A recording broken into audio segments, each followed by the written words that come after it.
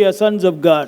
இன்றைக்கு நீங்கள் தேவ பிள்ளைகளாக இருக்கிறீர்கள். As sons of God, we have some amazing privileges. நாம் தேவ பிள்ளைகளாக இருக்கிறது நிமித்தம் சில அருமையான ஆச்சரியமான ஸ்லாக்கியங்கள் நமக்கு உண்டு. We saw in the morning service that God gives you in Psalms 37 verse 4 the desires of your heart. In John 16:23 and 24 He gives you whatsoever you ask, and John 14 and verse 14 He gives you anything you ask, and Romans 8 and verse 32 He gives us all things. And how does He give?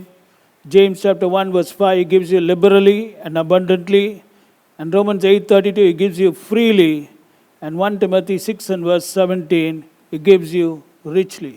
நாம் இன்று காலையிலே நாம் கேட்டோம், தேவன் உங்களுடைய இருதயத்தின் வேண்டுதல்களை அருள் செய்வார். சங்கீதம் 37:4 மற்றும் யோவான் 16:23-24 வசனங்களிலே நீங்கள் அவருடைய நாமத்தினால் கேட்டுக்கொள்வது எதுவோ தேவன் அதை நமக்கு தருகிறார். யோவான் 14 வசனத்திலே கர்த்தர் நாம் எதை கேட்டாலும் அதை நான் தருவேன் என்று தேவன் சொல்லுகிறார். ரோமர் 8:32 எல்லாவற்றையும் தேவன் தருகிறார் என்று சொல்லுகிறார் என்று நாம் காலையிலே கேட்டோம். அது மாத்திரமல்லாமல் எப்படியாக தேவன் தருகிறார்?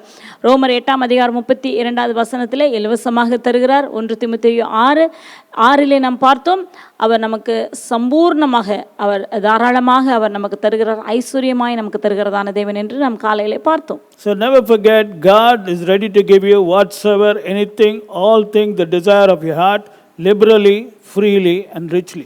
ஆகவே ஒருபோதும் மறந்து விடாதீர்கள், தேவன் உங்களுடைய வேண்டுதல்கள் தேவன் தருகிறதான தேவன். கேட்டுக்கொள்வது எதுவோ எதை கேட்டாலும் எல்லாவற்றையும் இலவசமாக, தாராளமாக, ஐஸ்வர்யமாக, சம்பூர்ணமாக தருகிற தேவன். Now Numbers 23:19 says, God whatever He says He will do it. நாம் 23:19 பார்க்கிறோம், கர்த்தர் தான் என்ன சொல்லியிருக்கிறாரோ அதை செய்கிறதான தேவன் என்று நாம் பார்த்தோம். That means in this world you can receive all things, whatsoever, anything you ask, desire of your heart, liberally, freely and richly, and this is a privilege which is available for every son of God. அப்படியானால் இந்த உலகத்தில் நாம் இருக்கும் பொழுது நாம் கேட்டுக்கொள்வது எதுவோ எதை கேட்டாலும் நம்முடைய இருதயத்தின் வேண்டுதல்கள் எல்லாவற்றையும் சம்பூர்ணமாக, தாராளமாக, ஐஸ்வர்யமாக பெற்றுக்கொள்வது என்பது தேவ பிள்ளையாக நாம் இருப்பதினால் நமக்கு கிடைக்கிறதான ஸ்லாக்கியமாகும். But today we find this world is filled with many believers, many preachers, many singers, many hearers, but very few receivers. ஆனால் இன்றைக்கு உலகத்தில் நாம் பார்க்கிறது என்னவென்றால், இன்னைக்கு அநேகர் பிரசங்கம் பண்ணுகிறவர்கள், அநேகர் செய்தி கொடுப்பவர்கள், அநேகர் பாடல்கள் பாடுகிறவர்கள், அநேகர் மற்றும் ஆராதனை செய்கிறவர்கள், அநேகர் பேசுகிறவர்களும் அநேகர், ஆனால் பெற்றுக்கொள்ளுகிறவர்கள் வெகு சிலர். Brother, you may be a believer, you may be a preacher, you may be a singer, you may be a hearer, you may put a lot of things in YouTube, you may do all many things, but if you are not a receiver, if you are going to struggle to receive, then I think it's time that you examine yourself, because God loves to give and He wants you to receive. நீங்கள் விசுவாசியாக இருக்கலாம், பிரசங்கம் பண்ணுகிற நபராக இருக்கலாம், இல்லாவிட்டால் நீங்கள் பல காரியங்களை செய்யலாம், அதை குறித்து நீங்கள் வெளியரங்கமாக நீங்கள் காட்டவும் செய்யலாம். ஆனால் நீங்கள் தேவன் விரும்புகிற காரியங்களை பெற்றுக்கொள்ள வேண்டும் என்று விரும்புகிற காரியங்களை நீங்கள் பெற்றுக்கொள்ளாவிட்டால் அது நமக்கு நல்லதல்ல. Now the Bible says you can receive whatsoever. அல்லது வேதம் சொல்கிறது நீ கேட்டுக்கொள்வது எதுவோ. See, why I am telling you this is, you may be a believer, you may be a preacher, you may be a singer, you may be a talker, you may be a hearer, but if you are not going to receive, you will still live with your sickness, lack, confusion, turmoil, trouble, and you may also die of coronavirus. Today we are hearing people are dying of coronavirus, including believers and servants of God. So you better take this very very seriously. ஆகவே நாம் இந்த காரியத்தை நாம் ஜாக்கிரதையாக எடுத்துக்கொள்ளலாம். நீங்கள் விசுவாசியாக இருக்கலாம், பிரசங்கிக்கிறவர்களாக இருக்கலாம், செய்தி கொடுக்கிறவர்களாக இருக்கலாம், பாடல் பாடுகிறவர்களாக இருக்கலாம். ஆனாலும் நீங்கள் தேவனிடத்திலிருந்து பெற்றுக்கொள்ளாமல் இருப்பீர்களானால் உங்களுடைய வாழ்க்கையிலே, தனிப்பட்ட வாழ்க்கையிலே போராட்டங்களும், பிரச்சனைகளும், தவிப்புகளும், துக்கமும், துயரும் இருக்கும். கடைசியிலே மரணமும் நேரிடலாம். ஏனெனில் இன்றைக்கு நாம் பல காரியங்களை, செய்திகளை கேட்டுக்கொண்டுதான் இருக்கிறோம். விசுவாசிகள் கூட மரித்து போகிறார்கள். Today, child of God, தேவ பிள்ளைகளே, God knows that you need many things in this world. தேவனுக்கு நன்றாக தெரியும் இந்த உலகத்தில் வாழ்கிறதான உங்களுக்கு அநேக காரியங்கள் தேவை என்பதை அறிந்திருக்கிறார். For example, you need salvation. உதாரணத்திற்கு உங்களுக்கு மிக முக்கியமானது ரட்சிப்பு. And don't stop at that. The Bible says God will give you also whatsoever, anything and all things. அதோடு கூட தேவன் நிறுத்தி விடவில்லை. நீங்கள் கேட்டுக்கொள்வது எதுவாக இருந்தாலும் எல்லாவற்றையும் அவர் செய்ய கொடுக்க ஆயத்தமாக இருக்கிறார். And to put it in a nutshell, very interesting word, he'll give you the desires of your heart. அதை இன்னும் சுருக்கமாக நாம் சொல்ல வேண்டுமானால் ஒரே வார்த்தையில் நாம் சொல்லிவிடலாம், உங்களுடைய இருதயத்தின் வேண்டுதல்களை அவர் அருள் செய்வார். And he gives so that your joy may be full. John 16 and verse 24. யோவான் 16:24 நாம் பார்க்கிறோம், உன்னுடைய சந்தோஷம் நிறைவா இருக்கும்படி நான் தருவேன். So love of God is complete only when you receive from God. தேவனுடைய அன்பு எப்பொழுது நிறைவடைகிறது என்றால் நீங்கள் பெற்றுக்கொள்ளும்போதுதான். You know, in Hebrews chapter 4 verse 2, the Bible says that the word that they heard did not profit them. எபிரேயர் 4:2 நாம் பார்க்கிறோம், அவர்கள் கேட்டதான வசனம் அவர்களுக்கு பிரயோஜனப்படவில்லை. It didn't profit them. அது அவர்களுக்கு பிரயோஜனப்படவில்லை. But when you see the life of Jesus, the secret of Jesus was John 11:41-42, he could receive whatever he asked from the Father. யோவான் 11:41-42 கர்த்தராகிய இயேசு கிறிஸ்துவினுடைய ரகசியத்தை நாம் அங்கு பார்க்கிறோம். அவர் என்னெல்லாம் பிதாவினிடத்தில் கேட்டாரோ அதை பெற்றுக்கொள்ளக்கூடியவராக இருந்தார். He says, I know that you always hear my prayer, Father. எப்பொழுதும் நீர் என்னுடைய ஜெபத்தை கேட்கிறீர் என்று நான் அறிந்திருக்கிறேன் என்று சொல்கிறார். That means he is receiving everything that he asked from the Father. அப்படியானால் பிதாவினிடத்திலிருந்து அவர் கேட்டுக்கொண்டது எதுவோ அதையெல்லாம் அவர் பெற்றுக்கொண்டிருந்தார். Even James, when he's talking about Elijah in James 5 and verse 17, he says, Elijah was a man of like passions like you and me, but he prayed that there should be no rain, and there was no rain in answer to his prayer. யாக்கோபு கூட எலியாவை குறித்து அவர் சொல்லும் பொழுது சொல்லுகிறார், எலியா நம்மை போல பாடுள்ள மனுஷனாய் இருந்து மழை பெய்யாதபடிக்கு கருத்தாய் ஜெபம் பண்ணினான். அப்பொழுது 3 வருஷம் 6 பூமியின் மேல் மழை பெய்யாமல் இருந்தது. Then the next verse, he again prayed that there should be rain, and there was rain. மறுபடியும் அவன் ஜெபம் பண்ணினான், அப்பொழுது வானம் மழையை பொழிந்தது, பூமி தன் பலனை தந்தது. So here we find God is a God who answers prayer. நம்முடைய தேவன் நம்முடைய ஜெபங்களுக்கு பதிலை கொடுக்கிறதான தேவன். Why do you think the fire came from heaven when Elijah prayed? ஏன் எலியா ஜெபித்தபோது வானத்திலிருந்து அக்கினி இறங்கியது என்று நினைக்கிறீர்கள்? Suppose the fire had not come, ஒருவேளை அந்த அக்கினி வராமல் இருந்திருந்தால் Elijah would have been put to shame. எலியா வெட்கப்பட்டு போயிருப்பார். Suppose the rains had not been stopped for 3 years 6 months, then the word which he spoke to Ahab would have been vain, and he would have been put to shame. 3 வருஷமும் 6 மாதங்களுமாக அவர் சொன்னதின்படி மழை வராமல் நின்று போயிற்று. அப்படி நடக்காமல் இருந்திருக்கும் என்றால் ஆகாபுக்கு முன்பதாக அவர் சொன்னதான வார்த்தை நிறைவேறாமல் வெட்கப்பட்டிருப்பாரே. So all this is an answer to prayer. இவையெல்லாம் ஜெபத்திற்கு வந்ததான பதில். Hezekiah prayed, Lord, I served you. Why don't you increase the number of my days? And God increased it 15 years. எசேக்கியா தேவனை நோக்கி வேண்டுதல் செய்தார். ஆண்டவரே, நான் உண்மையாக தேடி இருக்கிறேன், என்னுடைய ஆயுசு நாட்களை நீ நீடிக்க செய்யும் என்று சொன்னபோது தேவன் 15 வருடங்களுக்கு கூட கொடுத்தார். Suppose not answered his prayer. தேவன் மாத்திரம் ஜெபத்துக்கு பதில் கொடுக்காமல் இருந்திருந்தால். But today in your life you are preaching, singing, doing so many things are coming. Everybody you are trying to, everybody is appreciating you. But are you receiving from God? இன்றைக்கு நாம் பாடுகிறோம், நாம் செய்தி கொடுக்கிறோம், பல காரியங்களை செய்கிறோம். அநேகர் மற்ற ஜனங்கள் அவர்களை புகழ்கிறார்கள், பாராட்டுகிறார்கள். ஆனால் தேவனிடத்திலிருந்து பெற்றுக்கொண்டிருக்கிறீர்களா? Do you know that God loves to give to his children? தேவன் தன்னுடைய பிள்ளைகளுக்கு கொடுக்க விரும்புகிறார் என்பது உங்களுக்கு தெரியுமா? In this world he loves to give salvation and all things whatsoever, anything. இந்த உலகத்தில் நீங்கள் இருக்கும் பொழுது தேவன் உங்களுக்கு ரட்சிப்பை தருகிறார். அடுத்ததாக நீங்கள் கேட்டுக்கொள்வது எதுவோ எல்லாவற்றையும் எதுவாக இருந்தாலும் அதை தேவன் தருகிறார். Liberally, abundantly, richly, freely. அதை தாராளமாக, சம்பூர்ணமாக, ஐஸ்வரியமாக, இலவசமாக தருகிறார். And in the world to come God gives you crowns. இனி வர போகிறதான உலகத்திலே தேவன் உங்களுக்கு கிரீடங்களையும் வைத்திருக்கிறார். Are you listening? That's why redemption is complete, or the purpose why Jesus Christ died is complete when you receive answer to your prayers. ஆகவேதான் மீட்பின் செயலானது, உங்களுடைய மீட்பின் செயலானது எப்பொழுது பூர்ணமாக இருக்கும் என்றால் நீங்கள் கேட்டுக்கொள்வதை தேவனிடத்திலிருந்து பெற்றுக்கொள்ளும்போதுதான்.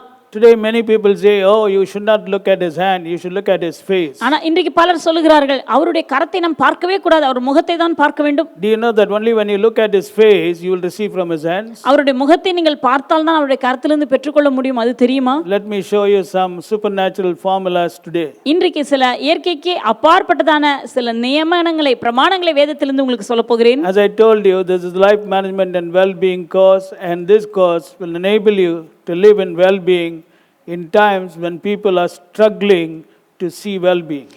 நான் சொல்லுகிறேன், இந்த வாழ்க்கை நடத்துதலும் நலமாய் வாழுதலும் என்கிறதான இந்த வகுப்புகளிலே, இந்த பயிற்சி வகுப்புகளிலே சொல்லித்தரப்போகிறதான பாடங்களானது உங்களை ஊக்குவிக்கிறது மாத்திரமல்லாமல் மற்றவர்கள் வேதனைப்படுகிறதான இப்படிப்பட்ட சூழ்நிலையிலே உங்களை ஜெயமாக வாழ வைக்கும். So be wise.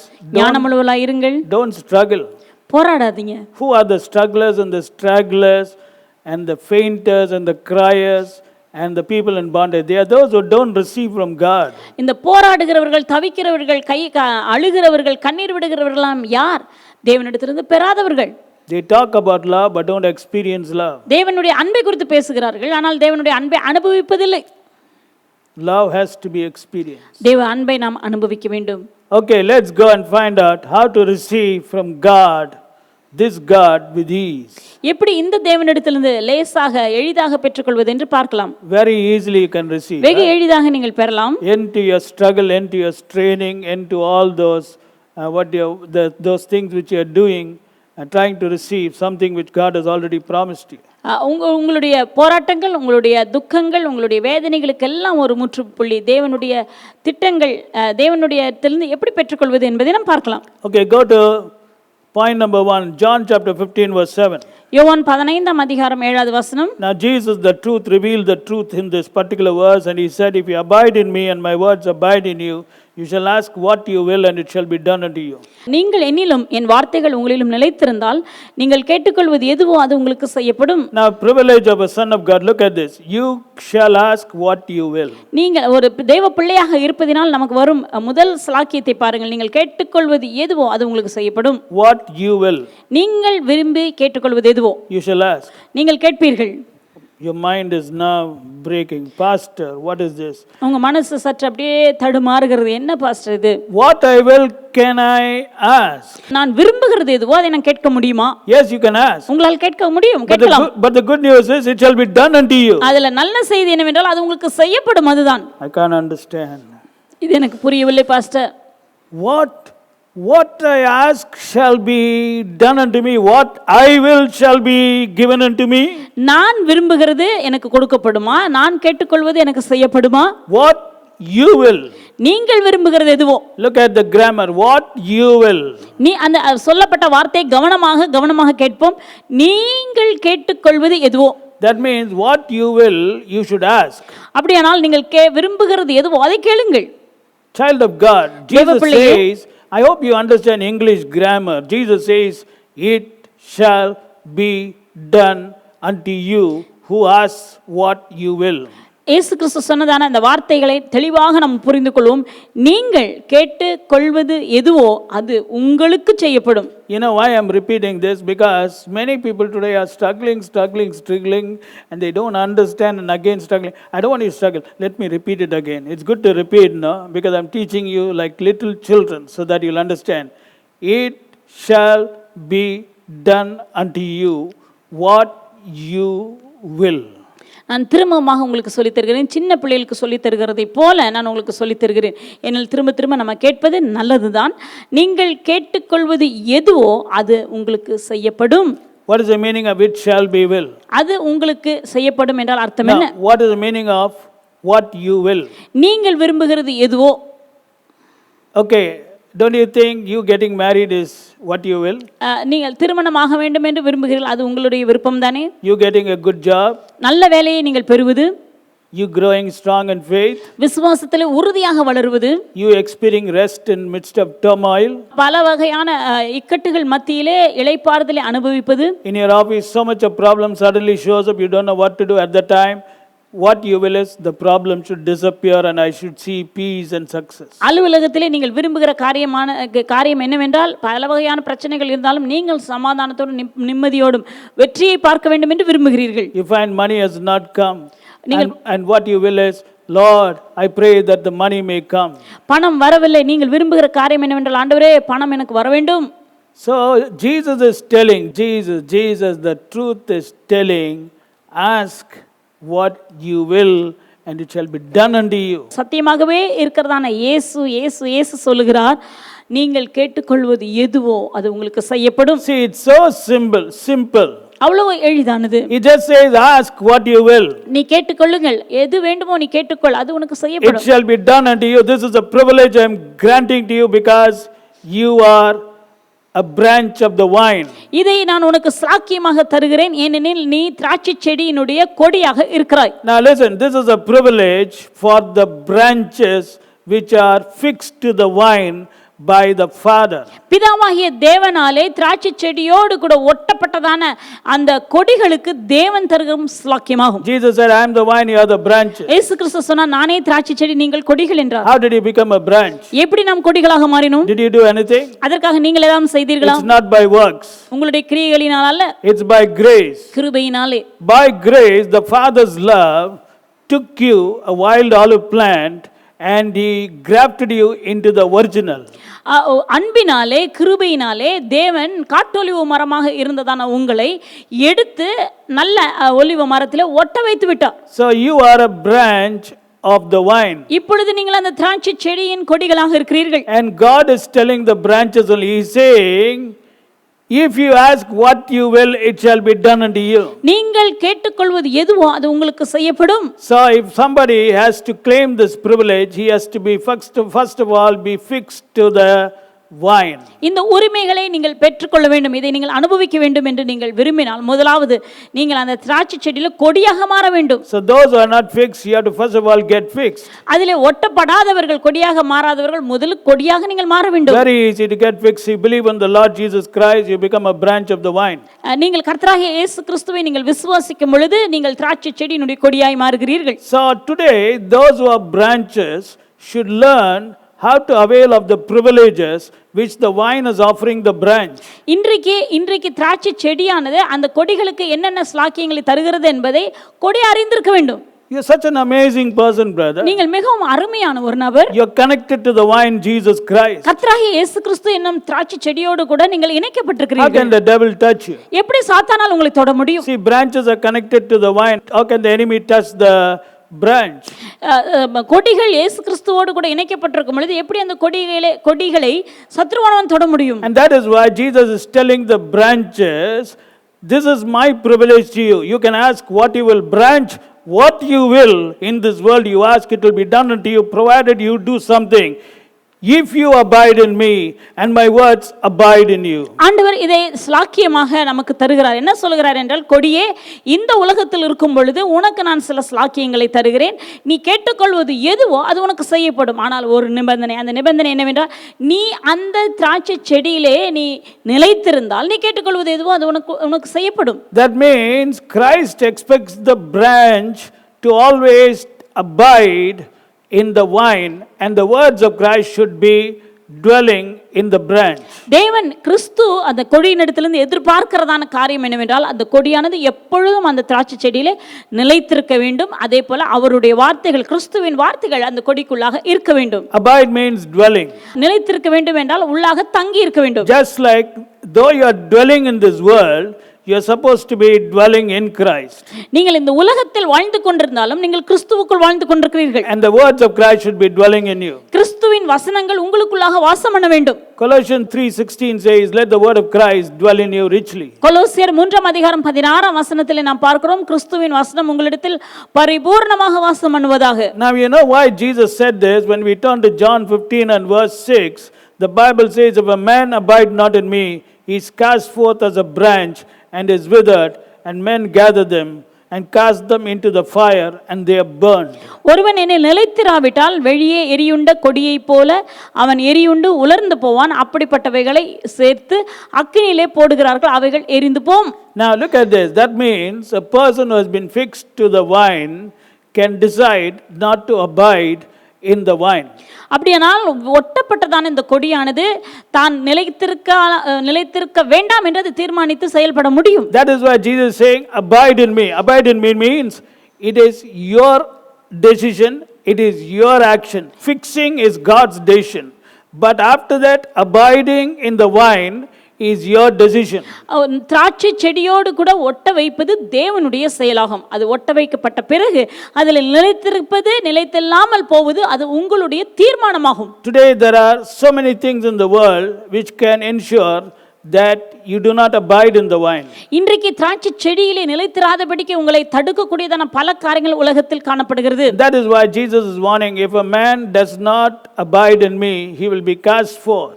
ஆகவேதான் இயேசு கிறிஸ்து எச்சரிப்பாக சொல்லிவிட்டார், ஒருவன் என்னில் நிலைத்திராவிட்டால் அவன் வெளியே எரியுண்ட கொடியை போல் இருப்பான். It's not talking about unbelievers, because unbelievers are no way connected to the vine. It's talking about somebody who was fixed but who decided that I'm not going to abide in the vine.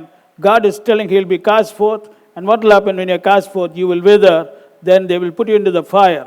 ஏனெனில் இது நிச்சயமாக அவிசுவாசிகளை குறித்து சொல்லப்படவே இல்லை. அவிசுவாசிகள் ஒருபோதும் ஒட்ட வைக்கப்படவும் இல்லை. ஆகவே நிச்சயமாக இது கர்த்தராகிய இயேசு கிறிஸ்துவோடு கூட ஒட்டப்பட்டதான ஒரு முறை ஒட்டப்பட்டதான நபர்கள் தான். ஆனால் அவர்களே முடிவு பண்ணிவிட்டார்கள், இனி நாம் நிலைத்திருக்க வேண்டாம் என்று. ஆகவே அப்படிப்பட்டவர்கள் உலர்ந்து போனதினாலே தூக்கி எறியப்படப்படுகிற முடிவிலே அது அக்கினியிலே போடப்படுகிறது. So that is why in this world we should spend our time ensuring that we are abiding in him, and also ensuring that the words of Christ also abide in us. ஆகவே இந்த உலகத்தில் இருக்கும்போது நாம் அவரிலே நிலைத்திருக்கிறோமா, அதன் மேல் நாம் கவனத்தை செலுத்த வேண்டும். அடுத்ததாக அவருடைய வார்த்தைகள், கிறிஸ்துவின் வார்த்தைகள் நமக்குள்ளாக நிலைத்திருக்க வேண்டும். Now what will happen when we abide in the vine? நாம் திராட்சை செடியிலே நாம் நிலைத்திருக்கும் பொழுது என்ன நடக்கும்? In John chapter 15 verse 5, I am the vine, you are the branches. He who abides in me and I in him bear much fruit. யோவான் 15 அதிகாரம் 5 வசனத்திலே பார்க்கிறோம், நானே திராட்சை செடி, நீங்கள் கொடிகள். ஒருவன் என்னிலும் நான் அவனிலும் நிலைத்திருந்தால் அவன் மிகுந்த கனிகளை கொடுப்பான். என்னை அல்லாமல் உங்களால் ஒன்றும் செய்யக்கூடாது. Now look at this truth which Jesus is telling. இயேசு கிறிஸ்து சொல்லுகிறதான இந்த சத்தியத்தை பார்ப்போம். He is saying, I am the vine, you are the branches. அவர் சொல்கிறார், நானே திராட்சை செடி, நீங்கள் கொடிகள். He who abides in me and I in him bears much fruit. Now the point is, he who abides in me and I means Christ is the word. And my words, the words of Christ, abides in him, he will bear much fruit. ஒருவன் என்னிலும் நான் அவனிலும் நிலைத்திருந்தால், அப்படியானால் ஒருவன் என்னிலும், அதாவது கிறிஸ்துவுக்குள் ஒருவனும் கிறிஸ்து அவரிலும், அப்படி என்றால் அவருடைய வார்த்தைகள் அந்த மனுஷனும் நிலைத்திருக்கும் பொழுது அவன் மிகுந்த கனிகளை கொடுப்பான். That is what today you have to understand. இதுதான் நாம் புரிந்து கொள்ள வேண்டியதான காரியம். See, the sign of abiding in Christ, number one is, you will bear not fruit but much fruit. கிறிஸ்துவுக்குள் நீங்கள் நிலைத்திருக்கிறீர்கள் என்பதனுடைய அடையாளம் என்னவென்றால், நீங்கள் கனி கொடுப்பற வாழ்க்கையில அதிக மிகுந்த கனிகளை கொடுப்பீர்கள். And those who abide in him will understand that without him they can do nothing. அவரில் நிலைத்திருக்கிறவர்கள் என்ன புரிந்து கொள்ள வேண்டும் என்றால், அவரை அல்லாமல் நம்மால் ஒன்றுமே செய்ய முடியாது. Without me you can do nothing. என்னை அல்லாமல் உங்களால் ஒன்றும் செய்யக்கூடாது. If you want to receive what you will, then you better understand that you should not do anything without the wine. நீங்க அவரிடத்திலிருந்து நீங்கள் விரும்புவதை நீங்கள் பெற்றுக்கொள்ள வேண்டும் என்றால் புரிந்து கொள்ளுங்க, அந்த வைனை விட்டு உங்களால் எந்த காரியத்தையும் செய்ய முடியாது. Today a lot of us are doing many things what our mind is telling. இன்றைக்கு அநேகர் தங்கள் மனது என்ன சொல்கிறதோ அதை தான் செய்கிறார்கள். That means you are acting independently. அப்படியானால் நீங்கள் தனியாக செயல்பட்டு கொண்டிருக்கிறீர்கள். That's why you are not receiving what you will. ஆகவே தான் நீங்கள் விரும்புகிறதை கேட்டுக்கொள்வதை பெற்றுக்கொள்ளாமல் இருக்கிறீர்கள். The meaning of abiding in him is, without him you can do nothing. Naturally the branch cannot do anything without the vine, brother. அவரை அல்லாமல் நம்மால் ஒன்றும் செய்ய முடியாது. நிச்சயமாகவே திராட்சை கொடியானது செடி இல்லாமல் எதையுமே செய்ய முடியாது. See, that is why when you are totally dependent on him, when you do only according to his directions, because he is the head, you are the body, the head only directs. Do you know your body by itself doesn't have any, it can't do anything. Your body cannot do anything. Every instruction is coming from the head. Now he is the head, you are the body. That means he is the vine, you are the branch. Without the vine, the branch cannot do anything. That's what Jesus is saying, without me you can do anything. அதாவது உங்களுடைய சரீரம் இப்பொழுது நமக்கு இருக்கிறதான இந்த சரீரத்தினாலே நான் தனியாக அது எதுவுமே செய்ய முடியாது. தலை இல்லாமல், அந்த தலை என்ன சொல்லுகிறதோ அதை தான் இந்த சரீரமானது செயல்படுத்தி கொண்டிருக்கிறது. அதே போல கர்த்தராகிய இயேசு கிறிஸ்து தான் தலையாக இருக்கிறார், நீங்கள் அவருடைய சரீரமாக இருக்கிறீர்கள். அதை தான் இயேசு சொல்கிறார், நானே திராட்சை செடி, செடியாக இல்லாமல் இந்த கொடி தானாக எதையுமே செய்ய முடியாது என்று சொல்கிறார். So this is something you have to understand and put it into action by abiding in him and allowing his words to abide in you. இதை நாம் புரிந்து கொண்டு இதை செயலிலே நாம் காட்ட வேண்டும். எப்படி என்றால் அவருக்குள்ளாக நாம் நிலைத்திருக்க வேண்டும், அவருடைய வார்த்தைகள் நம்மிலே நிலைத்திருக்க வேண்டும். When his words abide in you richly, it will control you. அவருடைய வார்த்தை உங்களில் பரிபூர்ணமாக வாசம் பண்ணும்போது அந்த வார்த்தை உங்களை ஆள ஆரம்பிக்கும். Because the word of God is alive and powerful. ஏனெனில் தேவனுடைய வார்த்தை ஜீவனுள்ளதாயும் அது வல்லமை நிறைந்ததாயும் இருக்கிறது. In this world, anybody who is alive and powerful will like to control others who come under their control. இந்த உலகத்தில் கூட ஜீவனும் வல்லமையும் உடையவர்கள் தங்களிடத்தில் வருகிறவைகளை அவைகள் ஆண்டு கொள்வார்கள். In the same way, when you come to Christ and offer yourself, the word of Christ, which is living and powerful, will like to control you, because the word knows that you are nothing and you will commit mistakes, and because of love, the word doesn't want you to do anything without its direction. அப்படியாக தான் தேவனுடைய அன்பும் கூட. கிறிஸ்துவின் இடத்திலே நீங்கள் வரும்பொழுது அந்த வார்த்தை ஜீவனுள்ளதும் வல்லமை உள்ளதான அந்த வார்த்தையானது உங்களை முழுவதுமாக ஆளுகை செய்ய அது விரும்புகிறது. ஏனெனில் வார்த்தைக்கு நன்றாக தெரியும் அவரை அல்லாமல் நீங்கள் உங்களால் ஒன்றுமே செய்ய முடியாது என்று. Actually, you are nothing, no? நீங்கள் உண்மையாகவே நீங்கள் உங்களால் தனியாக எதுவும் செய்ய முடியாது தானே? Do you know what will happen next minute? அடுத்த நிமிஷம் என்ன நடக்கும் என்று உங்களுக்கு தெரியுமா? Then why are you trying to do something? ஏன் அப்ப நம்ம கிரியை செய்ய ஏதோ ஒன்று செய்ய முயற்சிக்கிறோம்? And all these days we have been doing and finally failing to receive from a God who is willing to give liberally, richly, freely, all things, anything, whatsoever the desires of your heart also. இப்படியாக நாம் செய்து நமக்கு தாராளமாக சம்பூர்ணமாக பரிபூர்ணமாக எல்லாவற்றையும் இலவசமாக தருகிற தேவனிடத்திலிருந்து பெறாமல் அதிலே தோல்வி அடைந்து கொண்டிருக்கிறோம். See, you will bear much fruit. நீங்கள் மிகுந்த கனிகளை கொடுப்பீர்கள். For example, those who are abiding in him and allowing his words to abide in him will show the traits or manifest the traits of holiness, love, meekness, calmness, power, naturally and normally. தேவனில் நிலைத்திருக்கிறவர்கள் அவர்கள் சாந்தம் மற்றும் பொறுமை மற்றும் ஆவிக்குரியதான கனிகளை அவர்கள் லேசாக சாதாரணமாக வெளிப்படுத்திக் கொண்டிருப்பார்கள். They won't struggle to be holy. அதற்கு பரிசுத்தமாக இருப்பதற்கு அவர்கள் தவிக்க மாட்டார்கள். Oh, it's so easy, pastor. அது எவ்வளவு எளிது pastor. No thoughts are coming. எந்த எண்ணமும் வருவதில்லை. It's so easy. எளிது பரிசுத்தமாக இருப்பது. Even if I see something, nothing is impacting me. ஏதோ ஒன்றை பார்த்தால் கூட அது எந்த விதத்திலும் என்னை பாதிக்கவே இல்லை. What's happening? என்ன நடக்கிறது? The power of the word is controlling you. கர்த்தருடைய வார்த்தையின் வல்லமை உங்களை ஆளுகை செய்கிறது. Meekness, it's so easy. சாந்தம் அதுவா மிகவும் எளிது. Forgiveness, it's so easy. மன்னிப்பது அதுவும் எளிது. Calmness, oh, it's so easy. அமைதலாக இருப்பது அதுவும் எளிது. Power, so easy. வல்லமை அதுவும் எளிது. These are all fruits. இவையெல்லாம் கனிகள். And you will bear much fruit when you continue to abide in him. கிறிஸ்துவிலே நீங்கள் நிலைத்திருக்கும் பொழுது தொடர்ந்து நீங்கள் நிலைத்திருப்பீர்களானால் இன்னும் அதிக மிகுந்த கனிகளை தருவீர்கள். You don't need somebody to keep on telling you be holy, be calm, be meek, forgive. All these things are for those who are actually not really abiding in him, as per John chapter 15 verse 7. யாரும் உங்களுக்கு சொல்லவே தேவையில்லை. நீங்கள் பரிசுத்தமாய் இருங்கள், சாந்தமாய் இருங்கள், மன்னியுங்கள், நீங்கள் பொறுமையாக இருங்கள், இதெல்லாம் சொல்லவே தேவையில்லை. ஏனெனில் அதெல்லாம் யாருக்கு என்றால் கிறிஸ்துவுக்குள்ளாக யோவான் 15ஆம் அதிகாரம் 7வது வசனத்தின்படி அவரிலே நிலைத்தில்லாமல் இருக்கிறவர்களுக்கு தான். That is why these people will pray and pray for stomach problem also, you know. They'll pray, Lord, stomach problem, Lord, virus, Lord. Oh, they'll keep on praying the virus. Oh, come on, it will keep on pressing. Come on, come on. This is what is happening. See, even basic prayer requests, they are struggling to receive. அடிப்படையான ஜெப விண்ணப்பத்தை கூட பெறுவதற்கு அவர்கள் கஷ்டப்படுகிறார்கள். That's very sad, brother. அது மிகவும் வேதனைக்குரிய ஒன்று. Please understand, I told you I took only little words, few words about our God.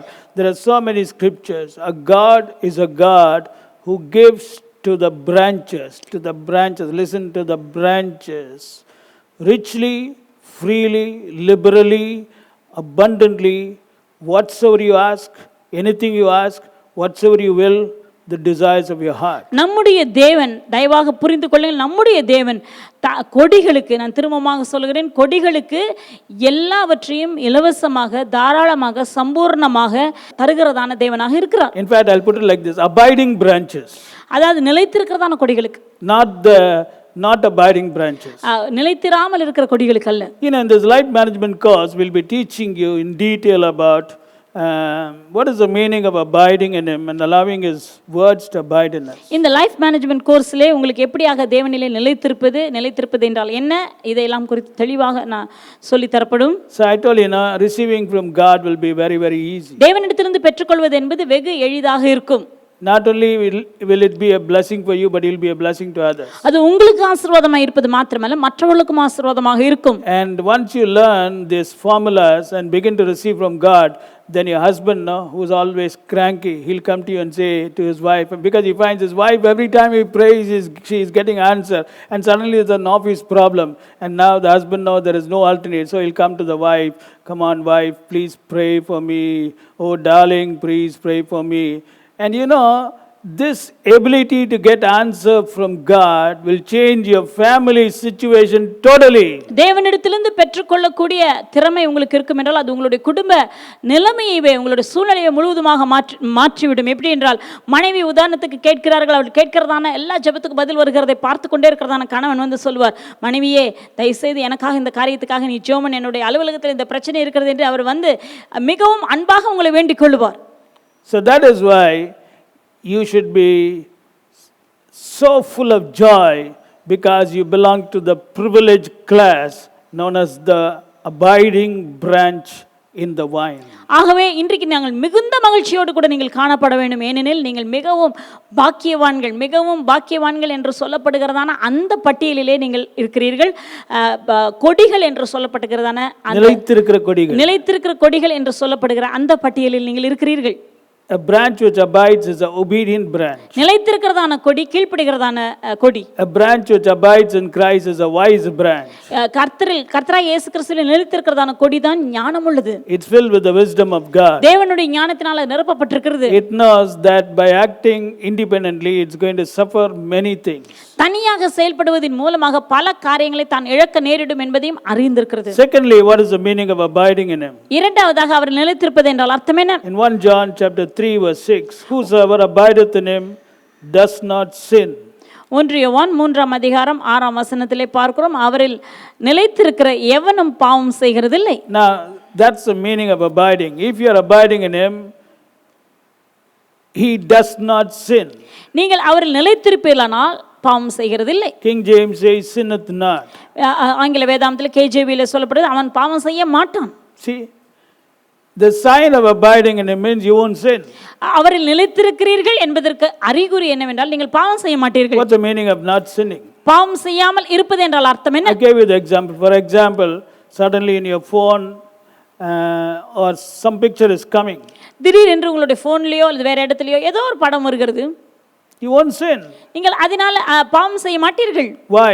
ஏன்? Because there's no interest. ஏனெனில் அதில் உங்களுக்கு விருப்பம் இல்லை. It doesn't have any impact in your mind. அது எந்த விதத்திலும் உங்களுடைய மனதை பாதிக்காமல் இருக்கிறது. When your office the people talk garbage, அலுவலகத்திலே தேவையில்லாத காரியங்களை மற்றவர்கள் பேசும்போது you won't sin. நீங்கள் அங்கு பாவம் செய்ய மாட்டீர்கள். Why? ஏன்? Because you'll come away from that place like Joseph. யோசேப்பை போல அந்த இடத்தை விட்டு ஓடி வந்து விடுவீர்கள். Even if the opposite sex tries to seduce you, you will come away, you will not yield. Because you will not sin. எதிர்பாலான அந்த நபர் கூட உங்களை வஞ்சிக்கிறதற்கு முயற்சித்தாலும் நீங்கள் அந்த இடத்துக்கு இடம் கொடுக்க மாட்டீர்கள், அந்த இடத்தை விட்டு ஓடி வந்து விடுவீர்கள். Joseph went into the house of Potiphar not because it was his will, it was because God put him in the house of Potiphar. போர்த்திபருடைய வீட்டுக்குள்ளாக யோசேப்பு போனது யோசேப்பினுடைய விருப்பம் அல்ல, தேவன் அவரை அங்கு கொண்டு போய் இருந்தார். The Bible says the book of Psalms, till the word of the Lord came, the word of the Lord tried him. வேதம் சொல்லுகிறது, சங்கீதத்திலே நாம் பார்க்கும் தேவனுடைய வார்த்தை வருமளவும் கர்த்தருடைய வார்த்தை புடமிட்டது. So he was taken in to the house of Potiphar not according to his desired plan, according to the plan of God. ஆகவே யோசேப்பு போர்த்திபருடைய வீட்டிலே இருந்தது யோசேப்பினுடைய திட்டம் அல்ல, அது தேவனுடைய வழியாக இருந்தது. Now I am going to ask you a question, don't get confused. Did God know that Potiphar's wife will behave like that or not? நான் உங்களிடத்தில் ஒரு கேள்வியை கேட்கிறேன், அந்த போர்த்திபருடைய மனைவி இவ்வாறாக நடந்து கொள்வாள் என்பது தேவனுக்கு தெரியுமா தெரியாதா? How did she behave? அவள் எப்படி நடந்து கொண்டாள்? Every day she's coming and troubling Joseph, come on, lie with me. ஒவ்வொரு நாளும் வந்து யோசேப்பை அலட்டி கொண்டிருந்தாள், வந்து நீ என்னோடு கூட நீ படுக்க வேண்டும். Did God know that or not? அது தேவனுக்கு தெரியுமா தெரியாதா? Did God know that Joseph was a young boy? யோசேப்பு ஒரு வாலிபனாக இருந்தார் என்பதும் தேவனுக்கு தெரியும். He was below 30 because at the age of 30 only he was promoted next to Pharaoh. 30 வயதுக்கு கீழாக தான் இருந்திருக்கிறார், ஏனெனில் 30 வயதில் தான் பார்வோனுக்கு அடுத்ததாக உயர்த்தப்பட்டார். If you see the Bible, at the age of 30 Pharaoh puts him over all Egypt. 30 வயதிலே நாம் பார்க்கிறோம் எகிப்து தேசம் முழுவதுக்கும் அவரை அடுத்ததா அதிபதியாக வைத்தார். So 2 years he was in prison. I don't know how long he was in prison because it doesn't tell the exact time. So he must have been a young man, brother. ஆகவே வாலிபனாக அவர் இருந்திருக்கிறார். And he was not married. அவருக்கு திருமணமும் ஆகவில்லை. Now who took an unmarried man and he was good looking? Remember that.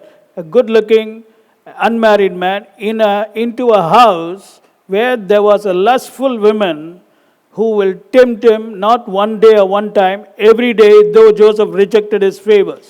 திருமணம் ஆகாத வாலிபமான ஒரு மிகவும் அழகாக இருந்ததான ஒரு நபரை தேவன் எந்த இடத்துல கொண்டு போய் வைத்தார் பாருங்கள். இச்சை நிறைந்த அனுதினமும் ஒரு நாள் அல்ல, ஒரு நாள் 2 நாள் அல்ல, அனுதினமும் அவனை அலட்டுகிறதான ஒரு பெண் இருக்கிற இடத்துல கொண்டு போய் வைத்தார். Genesis 39:10, it came to pass as she spake to Joseph day by day that he hearkened not unto her to lie by her or to be with her. அவள் நித்தம் யோசேப்போடு இப்படி பேசிக்கொண்டு வந்தும் அவன் அவளுடனே சயனிக்கும் அவளோடு இருக்க சம்மதிக்கவில்லை. This woman was a terribly lustful woman. அந்த பெண் பயங்கரமான ஒரு இச்சை உள்ள பெண்ணாக இருந்திருக்கிறார். Why did Joseph go there? ஏன் அப்படியாக எதற்கு யோசேப்பு ஏன் அங்கு சென்றார்? Does God allow such things? தேவன் அப்படிப்பட்டவைகளை அனுமதிக்கிறாரா? You decide. நீங்களே தீர்மானியுங்கள். But the point which you have to understand is, whatever situation, whether God allowed or whether God not allowed, because the Bible says the word of God tried him, that's all I know. The point is that Joseph did not sin. தேவன் அனுமதித்தாரா இல்லையா அது நமக்கு தெரியாது. ஆனால் தேவனுடைய வார்த்தை சொல்வது கர்த்தருடைய வசனம் வருகிற வரைக்கும் கர்த்தருடைய வசனம் அவனை புடமிட்டது என்று சங்கீதத்திலே நாம் பார்க்கிறோம். ஆனால் ஒரு காரியத்தை நாம் புரிந்து கொள்ள வேண்டும், யோசேப்பு பாவம் செய்யவில்லை. I know exactly what happened, but I don't have time to describe all this. But the point which I want you to understand is, certain situations may come in your life whereby you can easily sin. But if you are abiding in Christ, abiding in the vine, you cannot sin. சில சூழ்நிலைகள் உங்களுடைய வாழ்க்கையிலே வரலாம், நேரிடலாம். வெகு எளிதாக நீங்கள் பாவம் செய்யக்கூடியதான சூழ்நிலைகள் வரலாம். ஆனாலும் அவர் பாவம் செய்யவில்லை. Easily you can get irritated. வெகு எளிதாக நீங்கள் எரிச்சல் அடைந்து விடலாம். I'm talking about another incident. மற்ற காரியங்களை குறித்து நான் பேசுகிறேன். Somebody speaks about you, you have every right to get irritated. யாரோ ஒருவர் உங்களை குறித்து பேசினார்கள், அதை நீங்கள் காதிலே கேள்விப்படுகிறீர்கள், உங்களுக்கு அதிக எரிச்சல் வருகிறது. But you won't sin. ஆனால் நீங்க பாவம் செய்ய மாட்டீங்க. Somebody treated you badly, you can feel offended, but you won't sin. யாரோ உங்களை ஒரு தரக்குறைவாக நடத்தினதனாலே நீங்கள் வேதனைப்பட்டிருக்கிறீர்கள் உள்ளாக, ஆனால் பாவம் செய்யவில்லை. Somebody whom you helped very much, he deceived you, but you won't sin. யாருக்கு நீங்கள் அதிகமாக உதவி செய்தீர்களோ அவர்கள் உங்களை ஏமாற்றி இருக்கலாம், ஆனாலும் நீங்கள் கோபப்படவில்லை. நீங்க பாவம் செய்ய மாட்டீங்க. நீங்கள் பாவம் செய்யவில்லை. No bitterness will be in you. உங்களுக்குள்ளாக எந்த விதமான கசப்பும் இருக்காது. Why? ஏன்? You are abiding in Christ and his words are abiding in you. நீங்கள் கிறிஸ்துவில் நிலைத்திருக்கிறீர்கள், அவருடைய வார்த்தைகள் உங்களில் நிலைத்திருக்கிறது. That's what John is telling. Whosoever abides in him cannot sin, does not sin. அதுதான் அப்போஸ்தலனாகிய யோவான் சொல்லுகிறார், அவரில் நிலைத்திருக்கிறவன் எவனும் பாவம் செய்கிறதில்லை. Does not sin. அவன் பாவம் செய்ய மாட்டான். Child of God. தேவ பிள்ளையே. Today in many things we are committing sin and we think we are not doing any sin, and then we find why our prayers are not being answered. Listen, God's plan is what you will, he wants to give to you, provided you are a obedient branch doing what he desires, abiding in the vine. இன்றைக்கு நாம் அநேக காரியங்களை பாவம் செய்துவிட்டு இல்லை என்று எண்ணிக்கொண்டிருக்கிறோம். நீங்கள் கேட்டுக்கொள்வது எதுவோ அதை அவர் உங்களுக்கு தர மனதாக இருக்கிறார். அதற்கு ஒரே ஒரு நிபந்தனை, நீங்கள் அவரிலே நிலைத்திருக்க வேண்டும். So this is something which we have to work for. இதற்காக நாம் பிரயாசப்பட வேண்டும். You need the infilling of the Holy Spirit. அதற்கு பரிசுத்த ஆவியானவருடைய நிரப்பப்படுதல் அவசியம். But I'm telling you it pays, because what you will you can ask and you will get it. நீங்கள் கேட்டுக்கொள்வது எதுவோ அதை பெற்றுக்கொள்ள முடியும். அதற்காக நீங்கள் சற்று பிரயாசம் எடுக்க வேண்டும். Don't you think it's amazing? இது ஆச்சரியமான ஒரு வாழ்க்கை அல்லவா? You are running a business, no business coming. You'll pray, Lord, no business is coming. Lord, my desire, my will is, I want a supernatural business to come. Suddenly you'll find from nowhere a business coming. Brother, don't you like to experience such an amazing life of receiving answer to your prayers according to his word? நீங்கள் ஒரு பிசினஸை நடத்தி கொண்டிருக்கிறீர்கள், எந்த விதமான ஆர்டரும் இந்த நாட்களில் இல்லாததாக உங்களுக்கு தெரிகிறது. நீங்கள் ஆண்டவரிடத்தில் போய் சொல்லுகிறீர்கள், ஆண்டவரே இது என்னுடைய விருப்பம், ஆண்டவரே ஆர்டரே இல்லை, எனக்கு ஒரு ஆர்டர் வர வேண்டும் என்று நீங்கள் கர்த்தரிடத்தில் கேட்கிறீர்கள். திடீரென்று பார்த்தால் உங்களுக்கு எங்கிருந்தோ நீங்கள் எதிர்பார்க்க எதிர்பார்க்காத அருமையான ஒரு பெரிய ஆர்டர் வருகிறது. இப்படிப்பட்டதான ஒரு வாழ்க்கையை நீங்கள் அனுபவிக்க வேண்டாமா? ஏன்னா அது உங்களுடைய விருப்பமாக இருக்கிறதுனால தேவன் அதை அருள் செய்கிறார். Don't you want to experience the love of God? இப்படிப்பட்ட முறையிலே இந்த வழியிலே நீங்கள் தேவனுடைய அன்பை அனுபவிக்க வேண்டாமா? How long are you going to struggle? எவ்வளவு நாட்கள் இன்னும் கஷ்டப்பட போகிறீர்கள்? Come on, brother. சொல்லுங்க, நீங்க தான் சொல்லுங்க. Tell me. சொல்லுங்க. How long are you going to keep on asking and asking and asking and nothing is happening? எவ்வளவு நாட்கள் கேட்டு கேட்டு கேட்டு ஒன்றுமே பெறாமல் எவ்வளவு நாட்கள் வாழ போகிறீர்கள்? The third meaning of abiding in him is found in 1 John chapter 2 verse 6. He who says he abides in him ought himself also to walk just as he walked. அடுத்ததாக நாம் 1 யோவான் 2ஆம் அதிகாரம் 3வது அர்த்தத்தை நாம் 1 யோவான் 2ஆம் அதிகாரம் 6ஆம் வசனத்திலே பார்க்கிறோம். அவருக்குள் நிலைத்திருக்கிறேன் என்று சொல்லுகிறவன் அவர் நடந்தபடியே தானும் நடக்க வேண்டும். Now confession is good, but the apostle is revealing that confession should be accompanied by appropriate action. அறிக்கை செய்வது நல்லதுதான், ஆனால் அதே நேரத்திலே அப்போஸ்தலன் சொல்லுகிறார் நாம் செய்ததான அறிக்கைக்கு ஏற்ற செயல் நம்முடைய வாழ்க்கையில் இருக்க வேண்டும். He says he who says is abiding in him. Today a lot of people, I am abiding in him, I am a son of God, I am heir of God, I am righteousness of God, I am dash dash dash, I have authority to trample over serpents and scorpions and all the power of the enemy except the stomach pain which is coming. This is what is happening. Very bad, brother. It's not confession. It is the action that accompanies the confession. இன்றைக்கு அநேகர் சொல்லுகிறார்கள், அவர் சொல்லுகிற வார்த்தை பண்ண அவருக்குள் நிலைத்திருக்கிறேன் என்று சொல்கிறார். இன்னைக்கு அநேகம் பேர் அறிக்கை செய்கிறார்கள், நான் தேவ நீதியாக இருக்கிறேன், தேவ பிள்ளையாக இருக்கிறேன், தேவனுடைய சுதந்திரவாளியாக இருக்கிறேன், இன்னும் பல காரியங்களை சொல்லுகிறார்கள். எனக்கு தேவன் அதிகாரத்தை கொடுத்திருக்கிறார், சத்ருவையும் பிசாசுகளையும் அதனுடைய வல்லமைகளையும் மிதிப்பதற்கு எனக்கு அதிகாரத்தை கொடுத்திருக்கிறார், இவைகளெல்லாம் சொல்லுகிறார்கள். ஆனால் வாழ்க்கையில பார்க்கும் பொழுது அந்த சின்ன பிரச்சனைகள் கூட நீங்காததாக இருக்கிறது. அதற்கு கூட அவருடைய ஜெபங்கள் பதில் பெறாமல் இருக்கிறது. அறிக்கை மாத்திரம் செய்கிறார்கள். Brother, what is the use of confession if the confession doesn't manifest? Jesus said you will have what you say.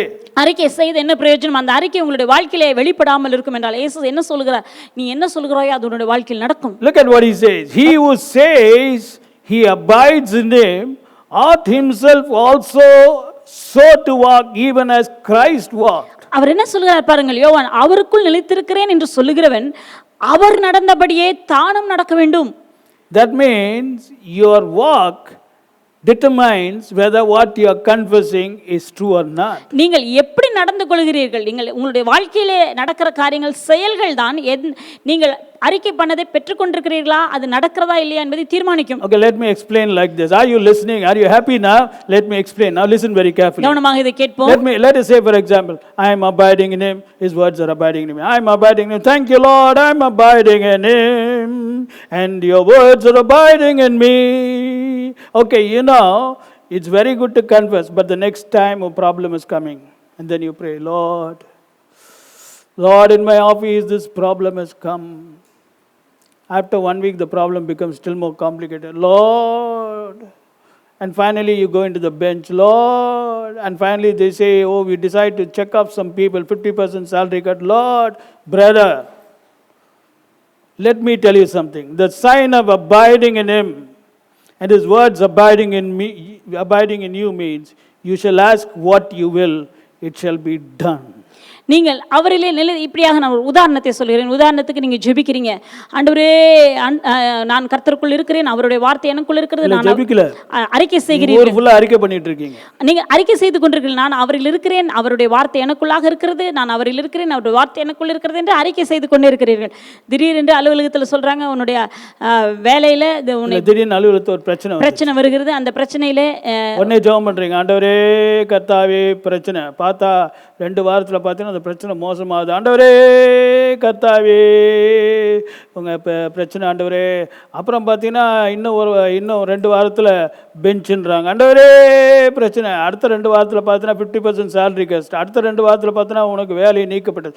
Brother, அவருக்குள் நிலைத்திருக்கிறேன், அவர் வார்த்தை உனக்குள் நிலைத்திருக்கிறது என்று சொல்வதற்கு அர்த்தம் என்றால் நீ ஜெபிக்கும் போது உன் ஜெபத்திற்கு பதில் கிடைக்கணும். ஏனென்றால் அவர் என்ன சொன்னார்? You shall ask what you will.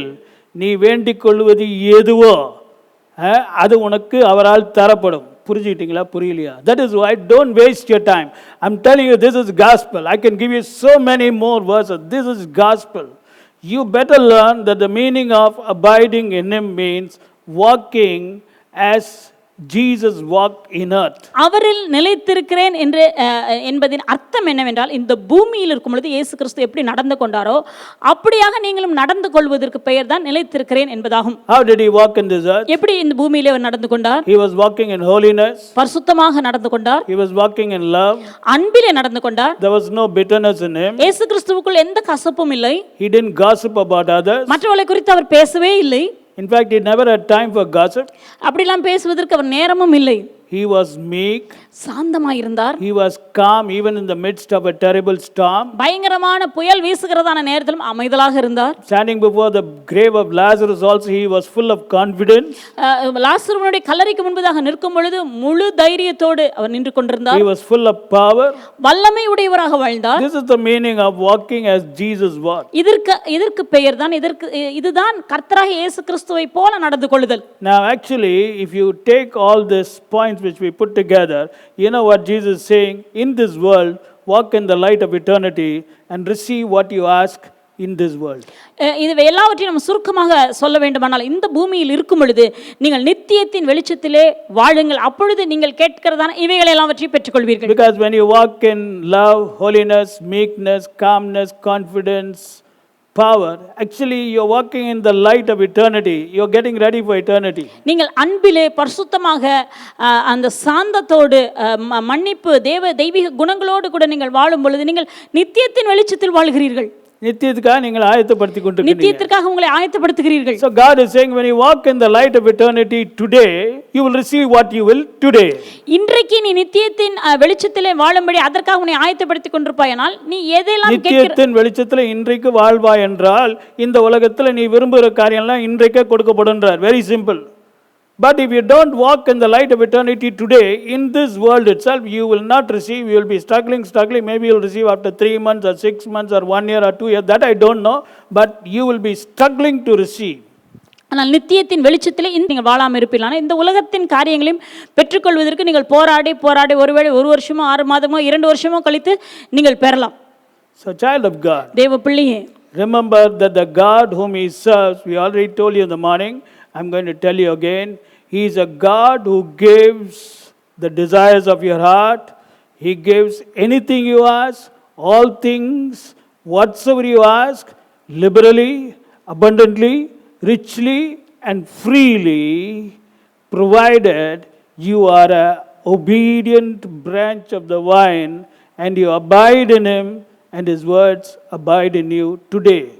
ஆண்டவராகிய இயேசு கிறிஸ்து நம்முடைய அவர் சொல்லுகிறதான காரியம் என்னவென்றால், நீங்கள் வேண்டிக் கொள்வது எதுவோ அவர் அதை உங்களுக்கு தருவதற்கு ஆயத்தமாக இருக்கிறார். நீங்கள் கேட்டுக்கொள்வது எதுவோ, எதை கேட்டாலும் எல்லாவற்றையும் தாராளமாக, சம்பூர்ணமாக, ஐஸ்வர்யமாக, இலவசமாக தேவன் தருகிறார். அதுக்கு ஒரே ஒரு நிபந்தனை என்னவென்றால், நீங்கள் அவரிலே கீழ்ப்படுகிற கொடியாக நிலைத்திருக்க வேண்டும் இன்றைக்கு. அப்பொழுது இவைகளை எல்லாம் அவர் உங்களுக்கு தர ஆயத்தமாக இருக்கிறார்.